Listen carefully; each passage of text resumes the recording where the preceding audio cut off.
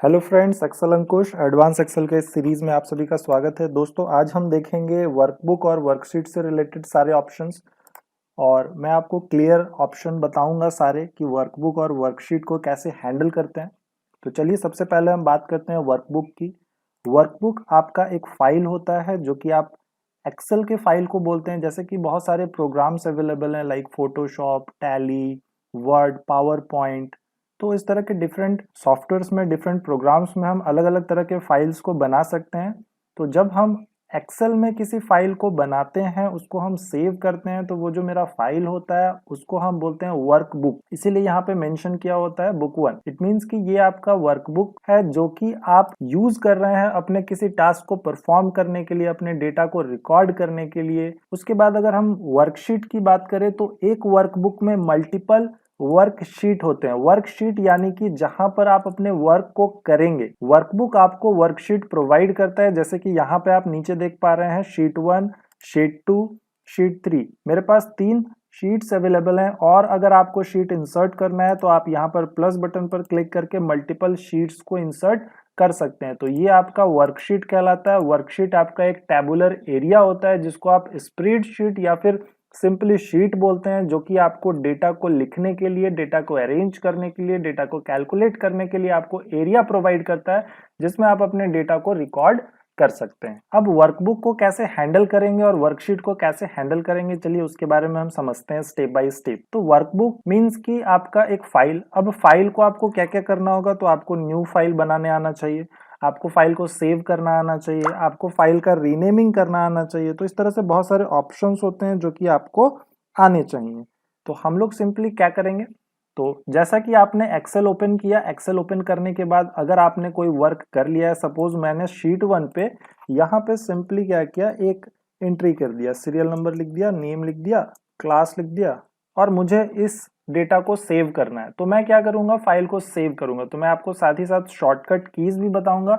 इस shortcut keys को आपको एक कॉपी में नोट कर लेना है। मैं आपको पीडीएफ में भी शॉर्टकट कीज की लिस्ट दूंगा या इमेज फाइल दूंगा जिसको आप यूज कर सकते हैं। लेकिन मैं आपको रिकमेंड करूंगा कि जो भी ऑप्शन आप पढ़ रहे हैं, जो भी ऑप्शंस मैं बताता हूं, उसको आप कॉपी में नोट करने की आदत डालें। इससे क्या होता है कि आपका एक तो रिवीजन अच्छा होगा, दूसरा आप उसको बेहतर तरीके से पढ़ सकते हैं अपने कॉपी में नोट करके। क्योंकि पीडीएफ जो होता है वो बहुत सारे लोग नहीं पढ़ते हैं, बस ले लेते हैं और उसको ऐसे ही छोड़ देते हैं। तो मैं आपको रिकमेंड करूंगा, अगर आपको ज्यादा नॉलेज गेन करना है, अगर आपको अच्छा परफॉर्मेंस करना है, तो आप उसको नोट डाउन करना सीखें। हर चीज को नोट डाउन करना सीखें जो कि इंपॉर्टेंट हो आपके लिए। तो हम लोग इसको सेव कैसे करेंगे, तो सेव करने के लिए आपके पास डिफरेंट ऑप्शंस होते हैं। पहला यहाँ पर आपके पास सेव का ऑप्शन है, आप क्लिक करके सेव कर सकते हैं।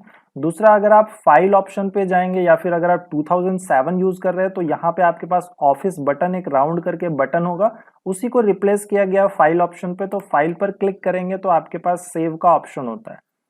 तो सेव पर जब आप क्लिक करेंगे तो आपको ब्राउज का ऑप्शन आएगा। इट मीन्स कि आप किस लोकेशन पे अपने फाइल को स्टोर करना चाहते हैं, अपने वर्कबुक को स्टोर करना चाहते हैं। तो मैं ब्राउज करूंगा और जैसे ही मैं ब्राउज करूंगा ये विंडो अपीयर होगा। बहुत सारे सिस्टम में सेव करने के बाद ये विंडो डायरेक्ट अपीयर हो जाएगा, तो कोई इशू नहीं है। अगर आपको ब्राउज का ऑप्शन आ रहा है तो आप ब्राउज करके इस विंडो को ओपन कर लें। देन आपको चूज करना होता है कि आप डेस्कटॉप में, डॉक्यूमेंट में, डाउनलोड्स में, म्यूजिक में, पिक्चर्स में, वीडियोस में, सी ड्राइव, डी ड्राइव, बहुत सारे अलग अलग एरियाज होते हैं जहां पर आप अपने फाइल को ऑर्गेनाइज कर सकते हैं, स्टोर कर सकते हैं।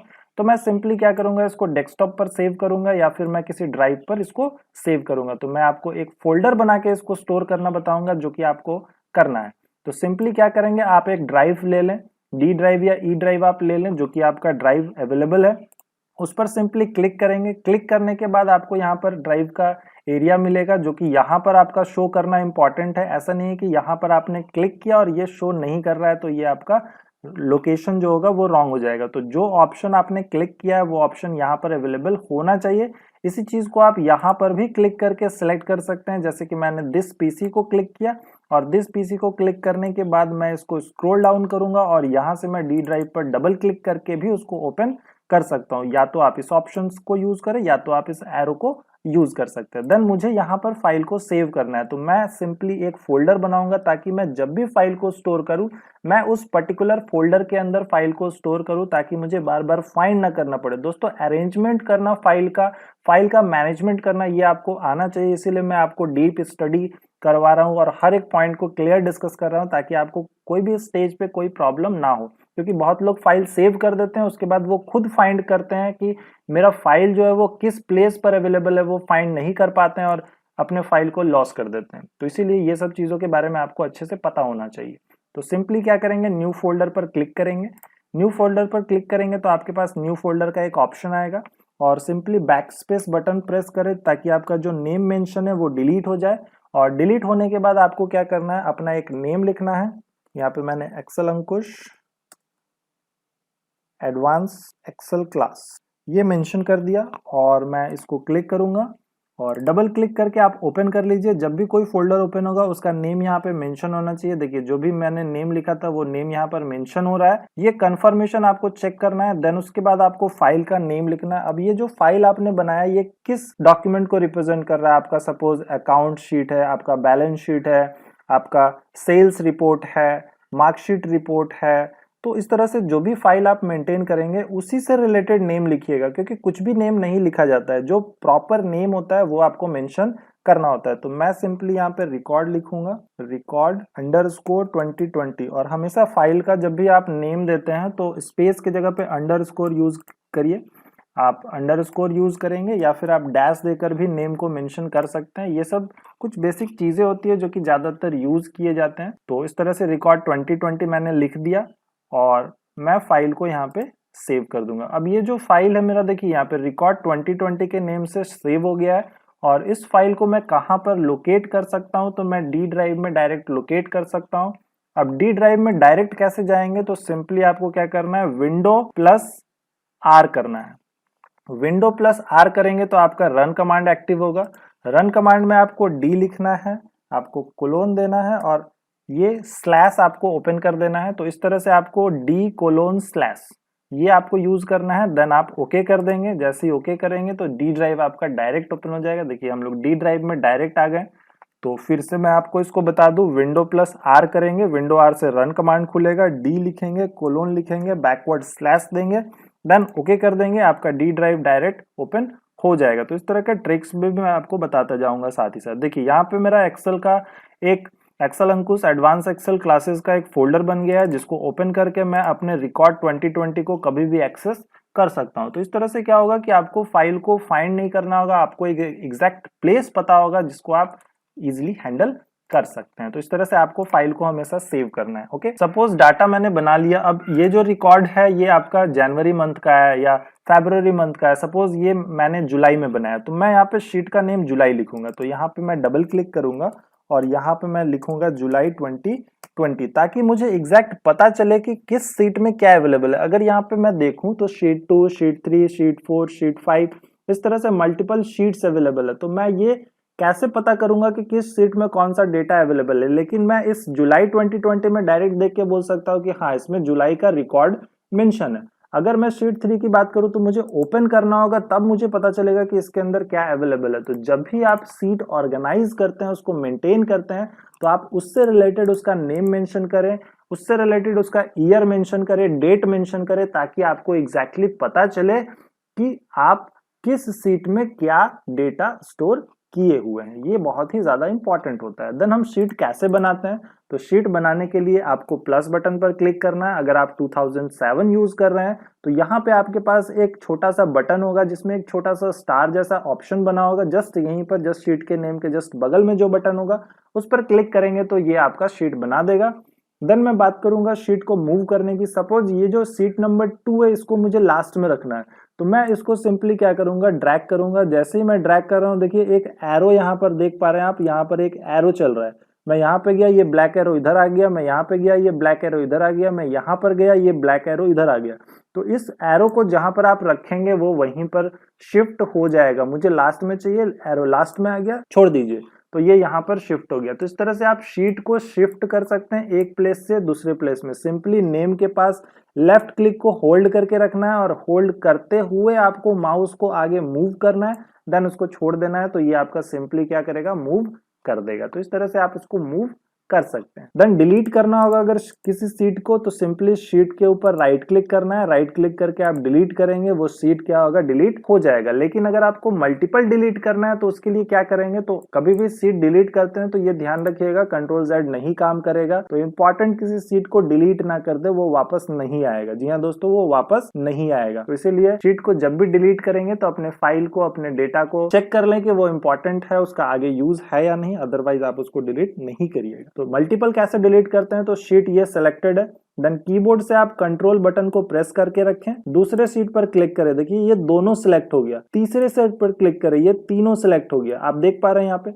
अगर आप विदाउट कंट्रोल क्लिक करते हैं तो देखिए जैसे ही मैं दूसरे पर क्लिक कर रहा हूं पहले वाले का सिलेक्शन हट जा रहा है, लेकिन अगर मैं कंट्रोल दबाकर क्लिक कर रहा हूं तो ये मल्टीपल सिलेक्ट कर रहा है। अब तीनों में से किसी भी ऑप्शन पर राइट क्लिक करिए और राइट क्लिक करके डिलीट कर दीजिए, वो शीट्स क्या होंगे, डिलीट हो जाएंगे। अब न्यू शीट कैसे बनाएंगे तो मैंने आपको ये बताया। दूसरा जो ऑप्शन होता है वो होता है शिफ्ट प्लस F11। कीबोर्ड से शिफ्ट बटन प्रेस करें और F11 बटन प्रेस करें तो आपका न्यू शीट जो है वो इंसर्ट हो जाएगा। शिफ्ट प्लस F11 करते जाएं, आपका जो शीट है वो बनना स्टार्ट हो जाएगा। तो इस तरह से आप शीट बना सकते हैं। अब ये रिक्वायरमेंट क्यों हुई, अब इसको मुझे यहाँ पर शिफ्ट करना होगा तो मैं सिंपली इसको ड्रैग करके इस तरह से शिफ्ट कर दूंगा। तो ये आपका फाइल हैंडलिंग, शीट हैंडलिंग से रिलेटेड ऑप्शन था जो कि आपको आना चाहिए। देन हम लोग बात करेंगे नेक्स्ट ऑप्शन की। तो यहाँ पर जब आप राइट क्लिक करते हैं तो राइट क्लिक करने के बाद आपको जो भी शीट्स अवेलेबल होंगे वो यहाँ पर शो करेंगे। शीट पर क्लिक करना है, ओके करना है, डायरेक्ट शीट पर पहुंच जाएंगे।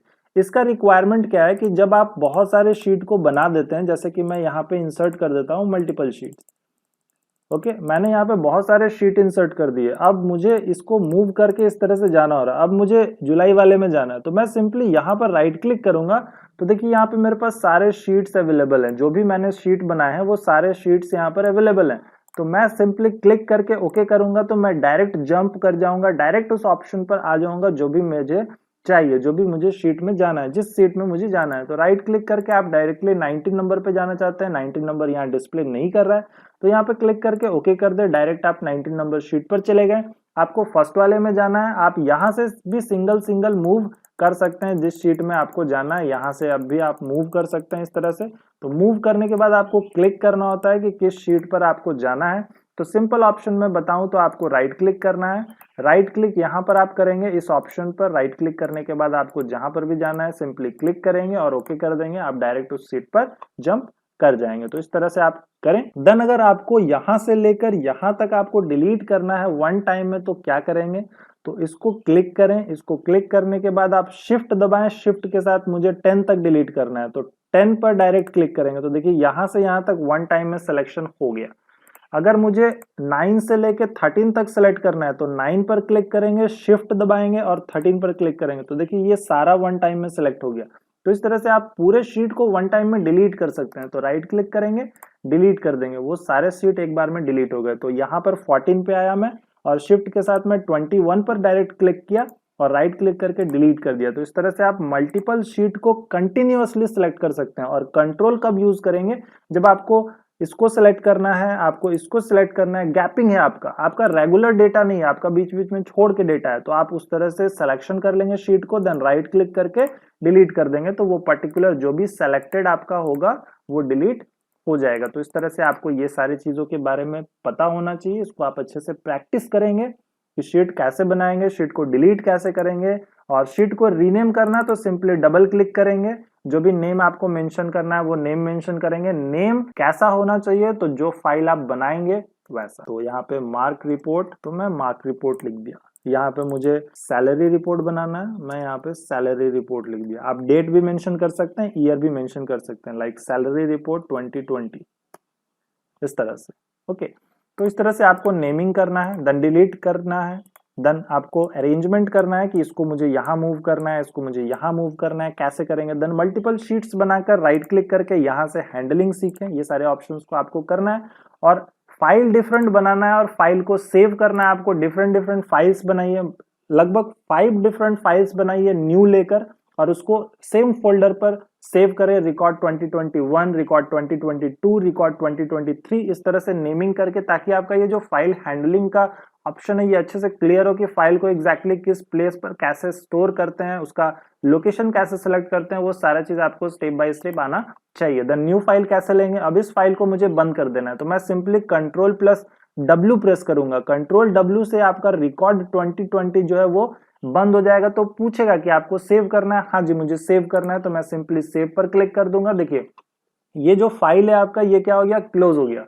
ये केवल फाइल को क्लोज किया है, जो कि रिकॉर्ड 2020 पे हम लोग वर्क कर रहे थे, यानी कि वर्कबुक आपका क्लोज हो गया है। अब केवल प्रोग्राम ओपन है। देखिए केवल प्रोग्राम का नेम है, वर्कबुक का नेम मेंशन नहीं है। तो नया वर्कबुक लेने के लिए Ctrl+N करेंगे। Ctrl+N यानी कि न्यू आपका इंसर्ट हो जाएगा। देखिए यहाँ पे क्या आ गया, बुक 2 आ गया, क्योंकि मैंने आपको ऑलरेडी बताया था कि बुक 1, बुक 2, बुक 3 ये डिफॉल्ट नेम होते हैं जो कि एक्सेल वर्कबुक के लिए प्रोवाइड करता है आपको, लेकिन जब आप उसको सेव करते हैं तो वो नेम चेंज हो जाता है। अब इस सेम फाइल को मुझे उसी लोकेशन पर सेव करना है, तो मैं क्या करूंगा, अब मैं फाइल पे जाके सेव ऑप्शन को नहीं यूज करूंगा, मैं डायरेक्ट Ctrl+S यूज करूंगा। जी हाँ, Ctrl+S, S फॉर सेव।